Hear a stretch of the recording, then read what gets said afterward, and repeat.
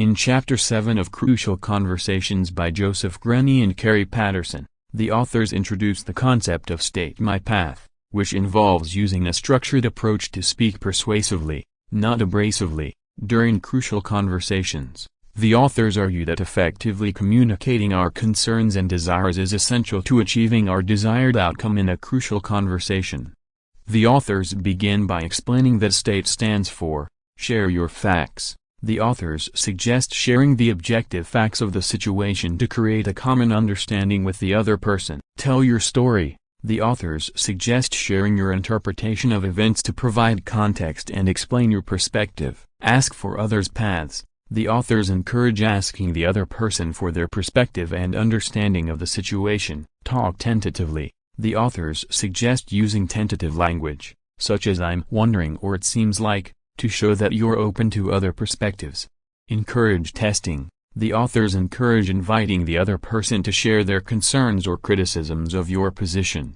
The authors provide several tips for effectively using State My Path, including, focus on what you want to achieve. The authors suggest keeping your desired outcome in mind and using State My Path to move the conversation in that direction.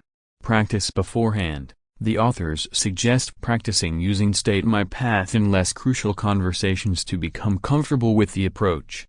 Use body language and tone. The authors suggest using open body language and a calm tone to convey respect and openness. Be patient. The authors stress the importance of being patient and allowing the other person time to share their perspective. The authors also provide examples of individuals who have successfully used State My Path in crucial conversations, such as a manager who used the approach to address a team member's performance issues without causing defensiveness.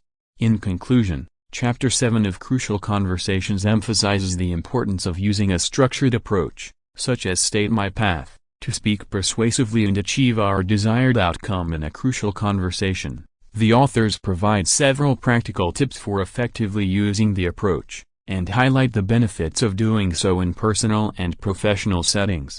In Chapter 8 of Crucial Conversations by Joseph Grenny and Kerry Patterson, the authors introduce the concept of explore others' paths, which involves actively listening to and understanding the perspectives of others during a crucial conversation. The authors argue that by understanding the other person's point of view, we can find common ground and work together to find a mutually beneficial solution.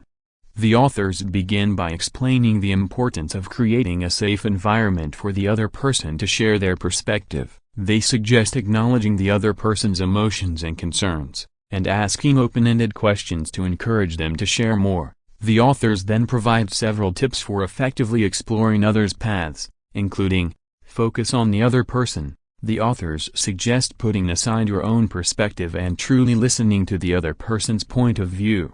Be curious. The authors suggest asking questions to better understand the other person's perspective and to show that you're genuinely interested in what they have to say. Paraphrase. The authors suggest paraphrasing what the other person has said to demonstrate that you've understood their perspective. Validate emotions. The authors suggest acknowledging the other person's emotions and validating them as legitimate. Be patient. The authors stress the importance of being patient and allowing the other person time to express their perspective. The authors also provide examples of individuals who have successfully used the Explore Others' Paths approach in crucial conversations, such as a couple who used the approach to resolve a conflict over parenting styles.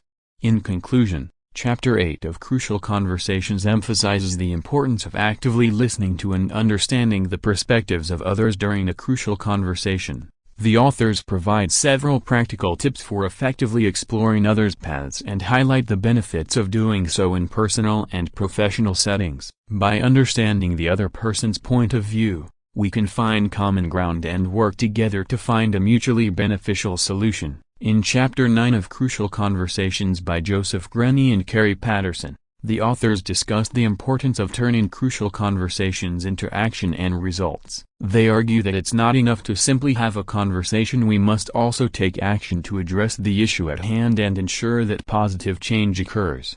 The authors begin by emphasizing the importance of committing to action during the conversation itself. They suggest that we should be clear about the specific actions that we will take, and that we should communicate those actions clearly to the other person. This helps to ensure that both parties are on the same page and that there is a shared commitment to taking action. The authors then provide several tips for moving to action, including, define the next steps. The authors suggest defining specific next steps and assigning responsibility for each step. Set deadlines. The authors recommend setting deadlines for each step to ensure that progress is being made. Follow up. The authors stressed the importance of following up regularly to ensure that progress is being made and that both parties are staying committed to the agreed-upon actions.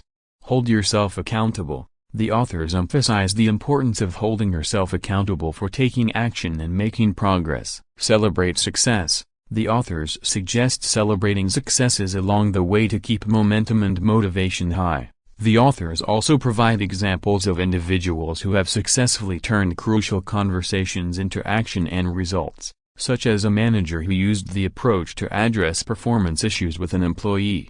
In conclusion, Chapter 9 of Crucial Conversations emphasizes the importance of turning crucial conversations into action and results. The authors provide several practical tips for doing so, including defining specific next steps, setting deadlines, and following up regularly. By taking action and ensuring that positive change occurs, we can turn crucial conversations into opportunities for growth and improvement. In Chapter 10 of Crucial Conversations by Joseph Grenny and Kerry Patterson, the authors provide tools for preparing and learning to have effective crucial conversations. They summarize the key concepts and skills covered in the previous chapters and offer guidance on how to apply them in practice. The authors begin by emphasizing the importance of preparation. They suggest that we should approach crucial conversations with a clear understanding of our goals and intentions, as well as an awareness of our own emotions and biases. The authors provide several tools for preparing for crucial conversations, including the following. Create a dialogue plan. The authors suggest creating a dialogue plan that outlines our goals, concerns, and intended actions for the conversation. Use the CRIB tool. The authors introduce the CRIB tool, which stands for Content, Relationship, Identity, and Background. The tool helps us to understand the different levels of meaning in a conversation and to identify potential hot buttons or sensitive issues. Practice. The authors emphasize the importance of practicing our communication skills, both in real-life conversations and in role-playing exercises. The authors also provide guidance on how to continue learning and improving our communication skills. They suggest seeking feedback from others, reflecting on our own experiences, and seeking out additional resources and training opportunities.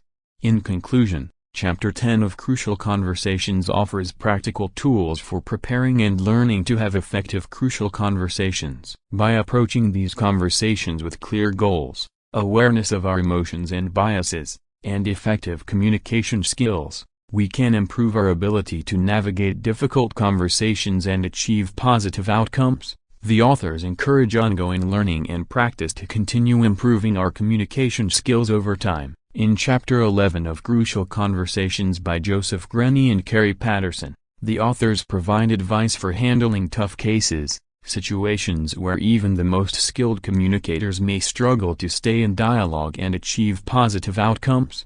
The authors begin by acknowledging that there are some situations where dialogue may not be possible or may not lead to a satisfactory outcome. They caution that we should be realistic about our expectations and prepared to consider alternative strategies if dialogue proves unsuccessful. However, the authors also provide guidance on how to approach tough cases with the goal of staying in dialogue and achieving positive outcomes whenever possible. They offer several strategies for handling difficult conversations, including the following. Identify the real issue. The authors suggest that in tough cases, it may be necessary to dig deeper to identify the underlying issues at play. This may involve asking open-ended questions, listening actively, and being willing to challenge assumptions. Reframe the conversation. The authors suggest reframing the conversation to focus on shared goals and interests, rather than positions or disagreements. This may involve finding common ground, highlighting areas of agreement, and using and instead of but to bridge different perspectives. Use tentative language. The authors suggest using tentative language, such as "I'm not sure, but," or "I could be wrong, but," to express our opinions without coming across as dogmatic or confrontational. This can help to create a more open and collaborative dialogue. Apologize and ask for forgiveness. The authors suggest that in some cases, it may be necessary to apologize for our own behavior or actions, even if we feel justified in our perspective. This can help to create a more empathetic and collaborative dialogue. The authors also provide advice for handling specific tough cases, such as dealing with abusive behavior or responding to personal attacks. They emphasize the importance of staying calm and focused on our goals, even in the face of difficult or hostile behavior. In conclusion, Chapter 11 of Crucial Conversations offers practical advice for handling tough cases and staying in dialogue, even in the face of difficult or challenging behavior. By identifying the real issues, reframing the conversation, using tentative language, and being willing to apologize and ask for forgiveness, we can improve our ability to navigate difficult conversations and achieve positive outcomes. The authors acknowledge that tough cases may not always have a satisfactory resolution, but encourage us to stay open to alternative strategies and to continue learning and practicing our communication skills. Chapter 12 of Crucial Conversations by Joseph Grenny and Kerry Patterson focuses on the importance of turning crucial conversation skills into habits that can improve our daily interactions and ultimately change our lives. The authors begin by discussing the role of habits in shaping our behavior. They explain that habits are formed through repeated actions that become automatic over time. By developing new habits, we can change our behavior and achieve better outcomes in our personal and professional lives. The authors then outline a three-step process for turning crucial conversation skills into habits. Identify a key behavior. The authors suggest selecting one specific behavior that you want to improve. For example, speaking up when you disagree with someone. By focusing on a specific behavior, you can more easily track your progress and make adjustments as needed. Track and measure progress. The authors recommend keeping track of how often you engage in this selected behavior and setting measurable goals for improvement. For example, you might aim to speak up at least once during every team meeting. Create accountability. The authors suggest finding ways to hold yourself accountable for the behavior change. This might involve sharing your goals with a friend or colleague, using a habit tracking app, or joining a support group. The authors also offer several additional tips for building new habits, such as starting small, being consistent, and celebrating your successes. They emphasize that developing new habits takes time and effort, but can ultimately lead to significant improvements in our communication skills and overall quality of life. In addition, the authors discuss the importance of creating a culture of feedback and learning within our organizations. They suggest encouraging others to share feedback with us on our communication skills, and being open to feedback even if it is difficult to hear. By creating a culture of feedback and learning, we can continue to improve our communication skills and support each other in our efforts to change.